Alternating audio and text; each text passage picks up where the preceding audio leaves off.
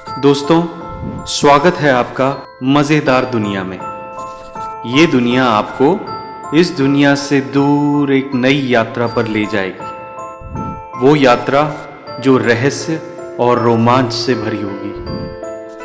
तो आइए दोस्तों, टिकट लीजिए, यानी सब्सक्राइब कीजिए और तैयार हो जाइए मैजिक, मस्ती, मिस्ट्री से भरी रोलर कोस्टर रहस्यमयी राइड के लिए।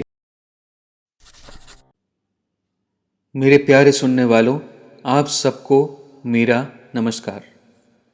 आज मैं आपके लिए लाया हूँ एक नया हॉरर उपन्यास, जिसका एक नया भाग आपको हर शनिवार शाम सुनने को मिलेगा। मैं जानता हूँ कि ज़्यादातर सुनने वाले एक ही बार में पूरी कहानी सुनना पसंद करते हैं, पर इस कहानी के वाक़े इतने ज़्यादा ख़तरनाक और लंबे हैं कि उन्हें एक ही बार में सुनना थोड़ा मुश्किल है। साथ ही किसी धारावाहिक की तरह ये छोटा सा उपन्यास मुझे और आपको आगे क्या होगा के सवाल के जवाब के लिए हर शनिवार शाम मिलने पर मजबूर करता रहेगा। आप सब के प्यार के लिए बहुत बहुत शुक्रिया।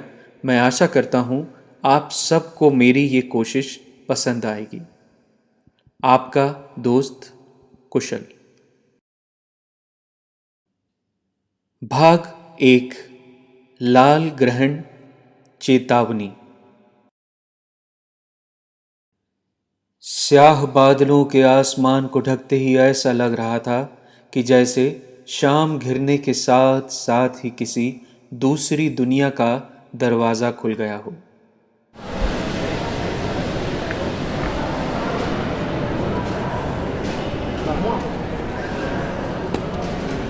प्लेटफॉर्म की चौड़ी सीढ़ियाँ और उन पर चट चट करती उतरती चढ़ती चप्पलों जूतों की आवाज़ें।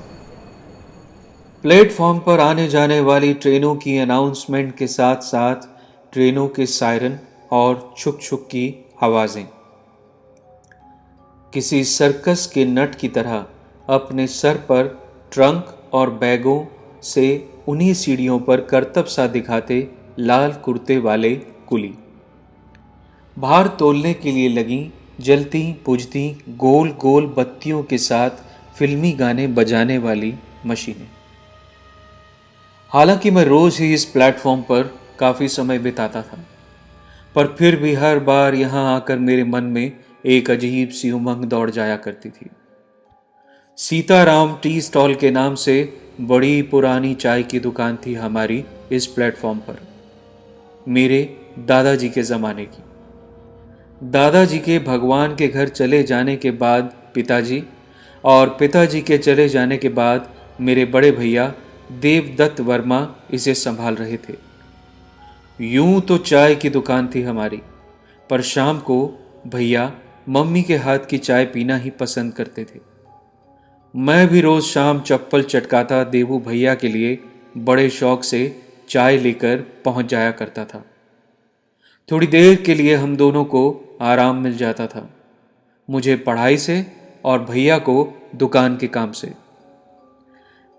प्लेटफॉर्म नंबर 2 पर कोने की दुकान, लेखक बुक स्टॉल और सेहत मेडिकोस के बिल्कुल बीचों बीच। घर से सिर्फ भैया के लिए ही नहीं, उन दोनों दुकानों पर काम करने वालों के लिए भी चाय आया करती थी। शायद मैं 5-10 मिनट लेट हो गया था। घड़ी तो मेरे पास नहीं थी, पर जब मैं दुकान के पास पहुंचा तो देखा भैया बड़ी बेसब्री से मेरा इंतज़ार कर रहे थे। कोई 7-पौने 7 का वक्त रहा होगा। प्लेटफॉर्म के पास बने मंदिर से भगवान की आरती की घंटियों की आवाज़ आ रही थी। मेरे पहुंचते ही भैया ने झट से चाय का थर्मस मेरे हाथ से लिया और प्यार भरे गुस्से से बोले, कहाँ रह गया था दिनेश, इतनी देर लगा दी।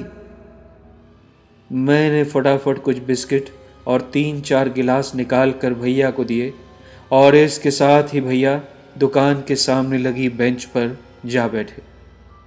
उनके बैठते ही लेखक टी स्टॉल के लेखराज अंकल और सेहत मेडिकोस के मालिक शंभू अंकल भी भैया के साथ गर्मा गर्म चाय का लुत्फ उठाने आ चुके थे। इधर लेखराज अंकल की बेटी सुनैना ने उनकी दुकान का काउंटर संभाल लिया था।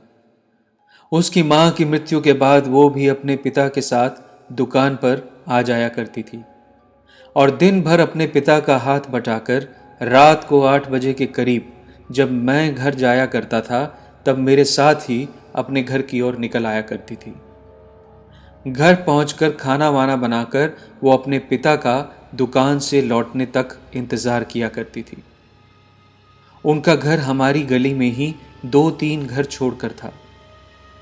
पुरानी दोस्ती थी मेरे पिता और लेखराज अंकल की, इसीलिए मरने से पहले देवू भैया का रिश्ता सुनैना के साथ मेरे पिताजी ने पक्का कर दिया था। सारा दिन दुकानों पर आमने सामने रहने के बाद भी भैया सुनैना की ओर बिल्कुल नहीं देखते थे, पर सुनैना दबी दबी आंखों से रह रहकर भैया को निहारती रहती थी।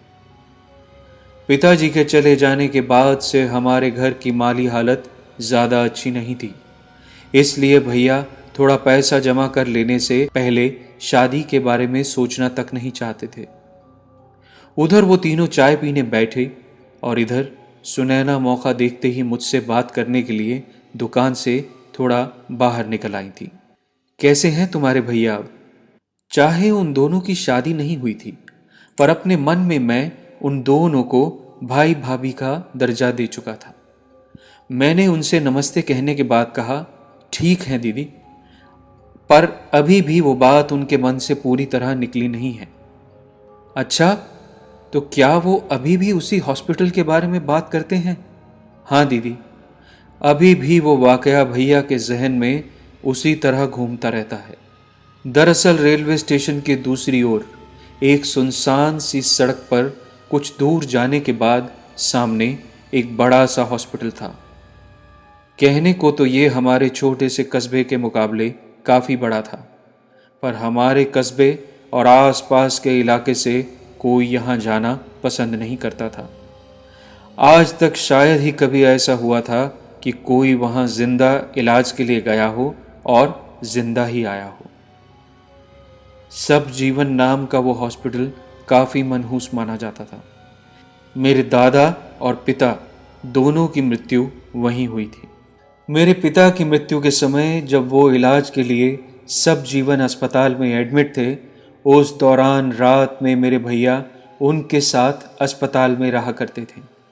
माँ और मैं यहाँ दुकान और घर संभालते थे। उस अस्पताल के कुछ दूर से ही एक अजीब सी मनहूसियत फैली हुई थी। वहाँ जाने आने वाले बताया करते थे कि कुछ अजीब से सुर्ख सुरमई काले साए उस अस्पताल के आसपास के इलाके में हवा के साथ सरसराते हुए से घूमा करते थे।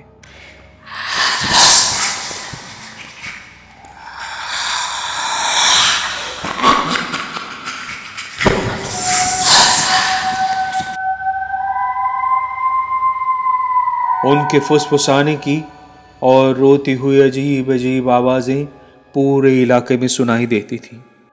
भैया ने बताया था कि अस्पताल के आसपास कई काले साए और अस्पताल के भीतर कई सफ़ेद से धुएं की आकृति वाले साए घूमते हैं। मातम पुरसी के लिए इकट्ठा हुए हुजूम की तरह उनके रोने पीटने की आवाज़ों को अस्पताल के सुनसान गलियारों और देर रात अस्पताल के लगभग हर कमरे में सुना जा सकता है।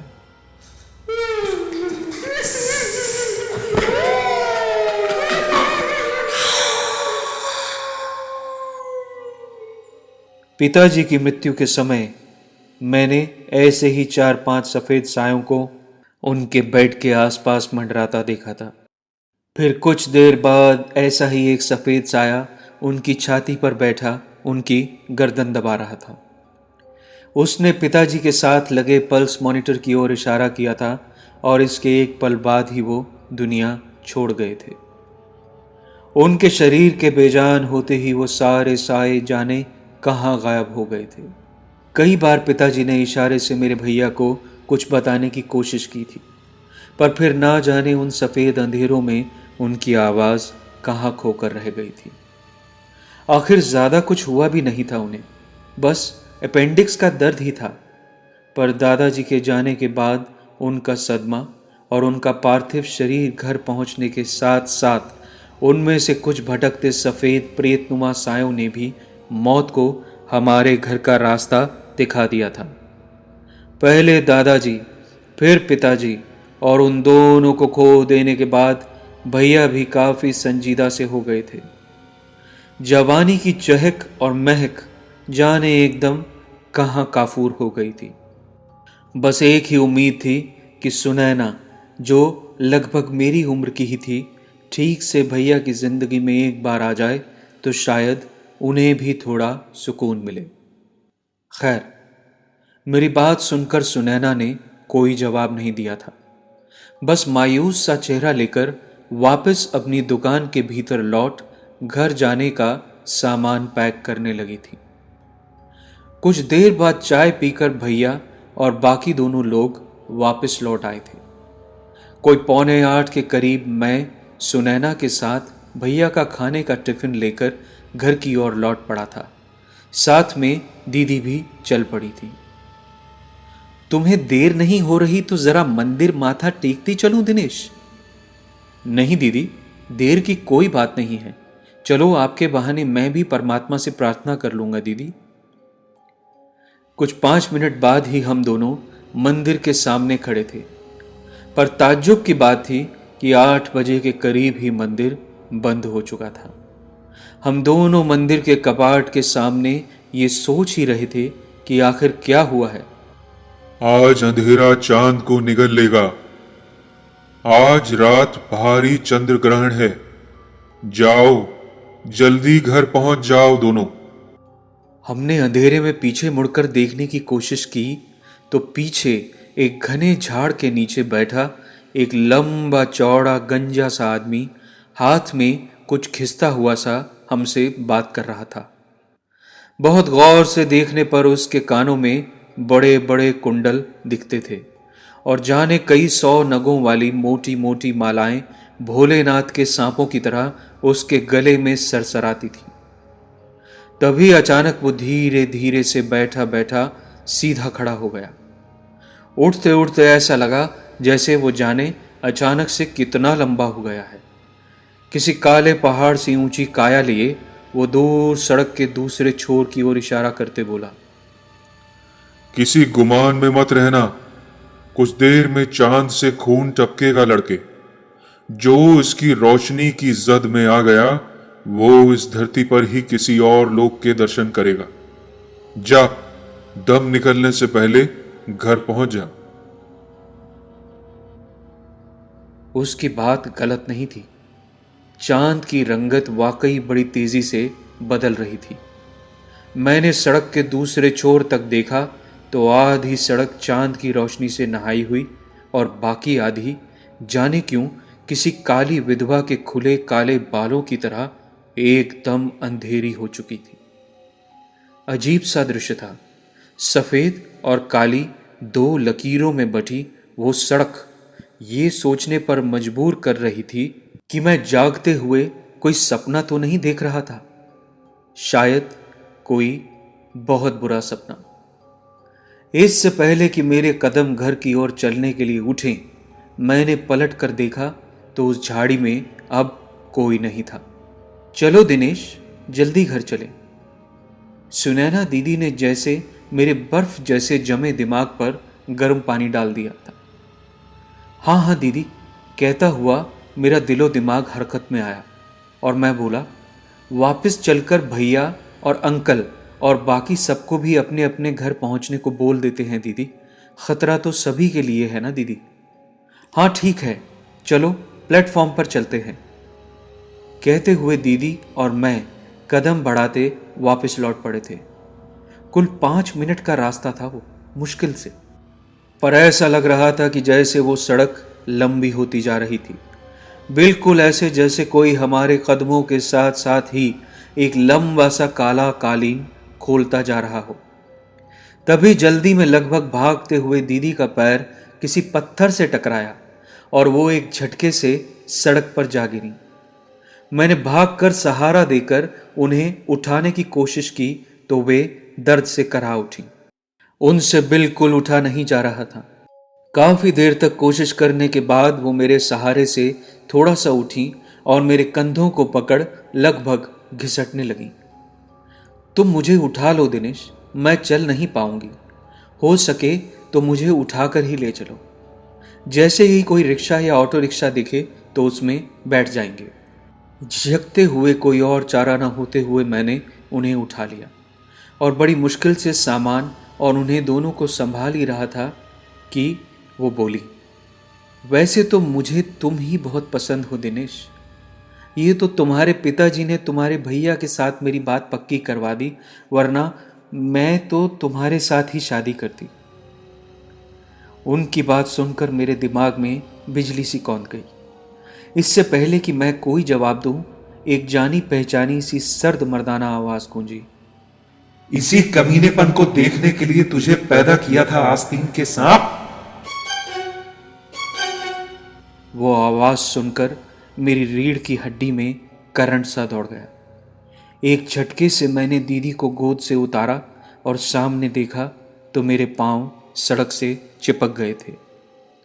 सामने दो काले घने साए खड़े थे और ये आवाज उनमें से एक के गले से निकली थी। ध्यान से देखा तो ये और कोई नहीं, मेरे पिता और दादाजी की मृत आत्माएं थीं, जो इस मनहूस ग्रहण की रात में जाने कैसे दूसरे लोक से निकल आई थी। दीदी के लिए मेरे मन में एक मां के समान ही सम्मान था। वो मेरी भाभी चुनी जा चुकी थी और भाभी मां समान होती है। मजबूरी के कारण मुझे उन्हें गोद में उठाना पड़ा था, पर उनके मुंह से ऐसी बात सुन मैं बहुत शर्मिंदगी महसूस कर रहा था और उसी पल मेरे मृत पूर्वजों की आत्माएं मुझे कोसने के लिए सामने प्रकट हो गई थीं। फिर भी अनजान बनते हुए या घबराहट में डर के मारे मेरे मुंह से निकला, आप कौन?